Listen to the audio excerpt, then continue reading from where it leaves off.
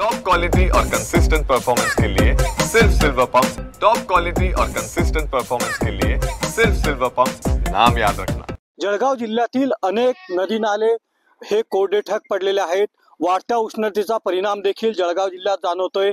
याचाच परिणाम या ठिकाणी पशुपालकांना देखील जाणवतोय। पाण्याची टंचाई देखील भासण्याची, पशुपालकांना पाण्यासाठी भटकण्याची वेळ आलेली आहे।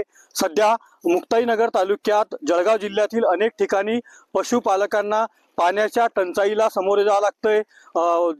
या ठिकाणी आपण पाहू शकता पाण्याच्या टंचाईमुळे वनगाव जिल्ह्यात नदी नाले कोरडेठक पडलेले आहेत। आपण पाहू शकता जळगाव जिल्ह्यातील वाढत्या उष्णतेचा परिणाम, त्यात या वाढत्या उष्णतेमुळे जळगाव जिल्ह्यातील अनेक ठिकाणी रावेर, मुक्ताईनगर, यावल, भुसावळ अशा अनेक ठिकाणी जे नदी नाले आहेत हे कोरडेठक पडलेले आहेत।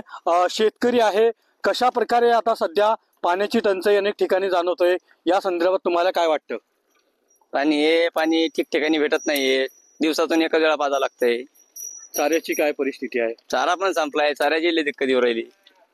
आपण पाहतोय की कशा प्रकारे या ठिकाणी पशुपालकांना देखील चाऱ्याच्या टंचाईला सामोरं जावं लागतंय। काही ठिकाणी पाण्याची देखील टंचाई भासत असल्याची चिंता या ठिकाणी पशुपालक जे आहेत, मेंढपाळ चारणारे आहेत, यांना अनेक समस्याला सध्या या टंचाईला सामोरे जात असल्याचं चित्र जळगाव जिल्ह्यात अनेक ठिकाणी निर्माण झालेलं आहे।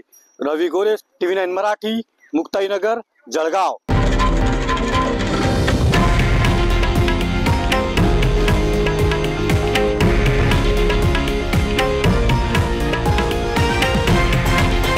हे आहे देशातील नंबर 1 न्यूज नेटवर्क आणि आपण पाहत आहात TV9 मराठी, एकमेव।